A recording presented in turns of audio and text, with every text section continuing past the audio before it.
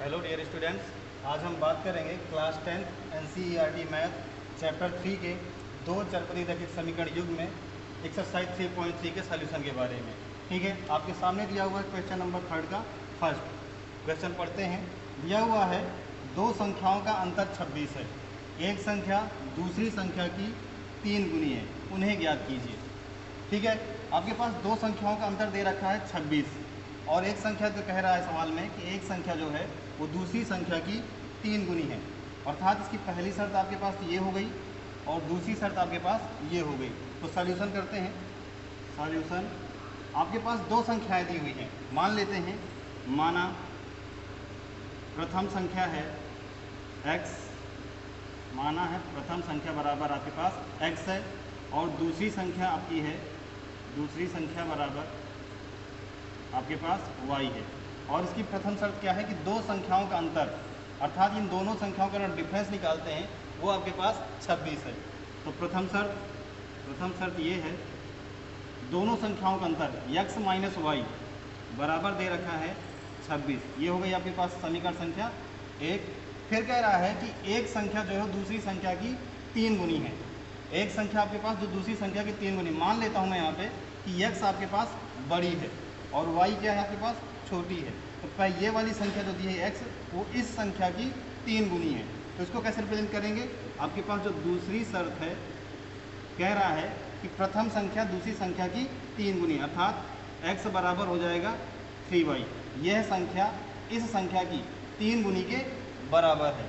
इसको हमने नाम दे दिया समीकरण संख्या 2। अब क्या करेंगे? वही जो हम हमेशा करते आ रहे हैं 3 में, प्रतिस्थापन विधि लगा दीजिए। प्रतिस्थापन विधि में क्या करोगे? x का मान y के टर्म्स में रखेंगे। आप देख रहे होंगे कि समीकरण में x, समीकरण 2 में x 3y के बराबर है। उस x का मान कहाँ पे रख दो आप? समीकरण 1 में। तो ये हो जाएगा आपके पास x का मान समीकरण 1 में रखने पर ये हो जाएगा आपके पास 3y माइनस वाई बराबर 26। 3y में y चला जाएगा, आएगा आपके पास 2y इक्वल टू हो गया 26। तो y बराबर कितना हो जाएगा? 13। y का वैल्यू आपको प्राप्त हो गया। अब इस y का मान आप समीकरण 1 में रख दें। y का मान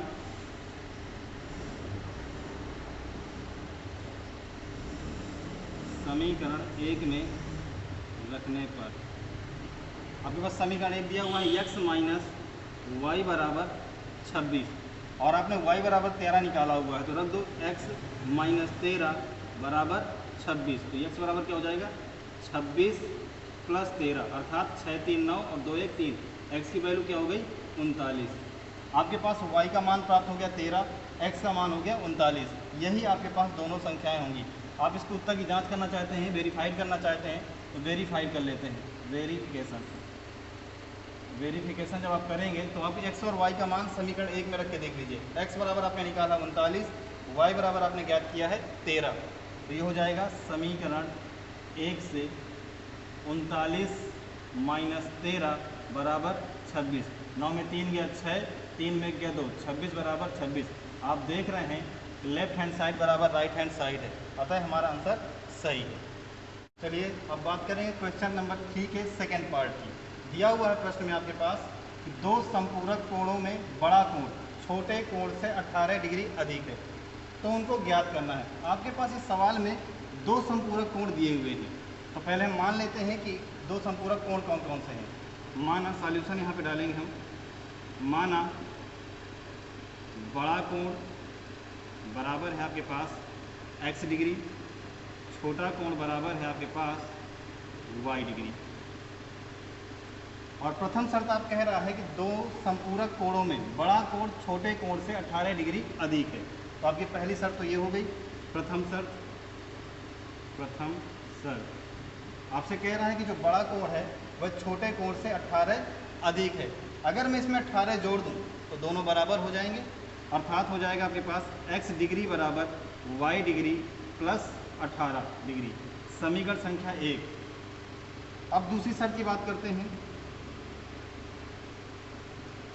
आप जानते हैं कि दोनों संपूरक कोणों का जो योगफल होता है वो 180 डिग्री के बराबर होता है। अर्थात हम लिख सकते हैं यहाँ पे x degree plus y degree बराबर कितना होगा 180 डिग्री। प्रमेय से, ये प्रमेय है। प्रमेय आपने पढ़ी होगी कि दो संपूरक कोणों का योगफल 180 डिग्री के बराबर होता है। अब हम समीकरण 1 से x का मान समीकरण 2 पे रख देंगे प्रतिस्थापन विधि लगाते हुए। प्रतिस्थापन विधि का प्रयोग करते हुए हम x और y का मान निकालेंगे। ठीक है, प्रतिस्थापन विधि। तो आपके पास समीकरण 1 से x का मान समीकरण 2 में रखने पर आपके पास है x बराबर y प्लस 18।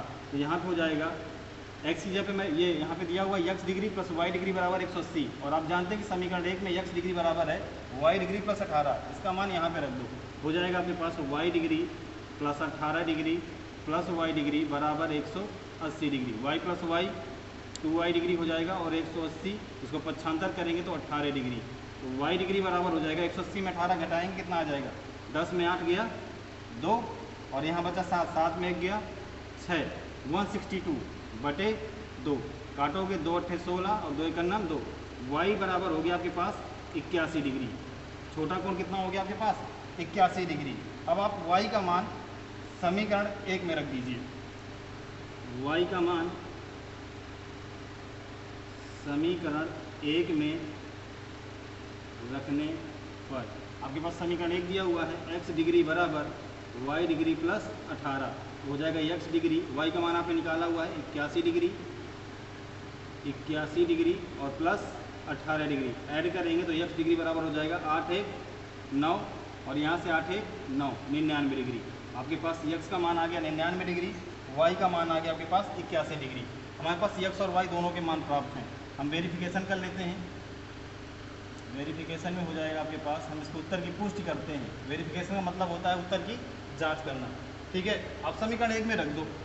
तो x डिग्री बराबर क्या दिया हुआ है, x डिग्री बराबर दिया है y डिग्री प्लस 18 और x का मान हमने निकाला हुआ है 99 डिग्री, y का मान हमने निकाला हुआ है 81 डिग्री प्लस 18 डिग्री। दोनों को ऐड करते हैं तो ये हो जाएगा आपके पास 8 1 9 8 1 9 99 डिग्री। आप देख रहे होंगे लेफ्ट हैंड साइड बराबर राइट हैंड साइड आता है। आपका जो उत्तर है वो पूर्णतः सही है।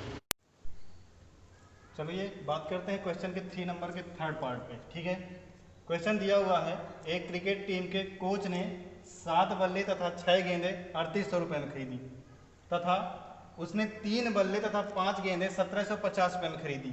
प्रत्येक बल्ले तथा प्रत्येक गेंद का मूल्य ज्ञात करना है। तो आप देखते हैं सॉल्यूशन।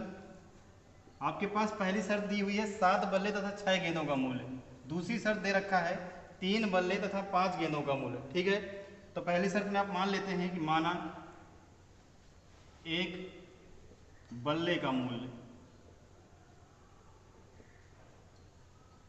बराबर है x रुपए तथा एक गेंद का मूल्य बराबर है y रुपए। ठीक है, अब शर्त क्या कह रही है कि 7 बल्ले और 6 गेंदों का मूल्य कितना है, टोटल 3800 रुपये। प्रथम शर्त आपकी होगी 7 बल्ले यानी 7 बल्लों का मूल्य कितना हो जाएगा, एक का मूल्य है x तो 7 का हो जाएगा 7x और एक गेंद का मूल्य है y रुपये तो 6 गेंदों कितना हो जाएगा 6y हो जाएगा आपके पास 7x प्लस 6y बराबर 3800 रुपये। समीकरण संख्या 1। और दूसरी शर्त के अनुसार आपको कह रहा है कि 3 बल्ले और 5 गेंदों का मूल्य। दूसरी शर्त में आपके दे रखा है 3 बल्ले यानी कि हो जाएगा 3x प्लस 5 गेंदें मतलब 5y बराबर दे रखा है 1750 रुपया। समीकरण संख्या 2। अब हम प्रतिस्थापन विधि का यूज करके अलग अलग गेंद और बल्ले का मूल्य ज्ञात करेंगे प्रतिस्थापन विधि से।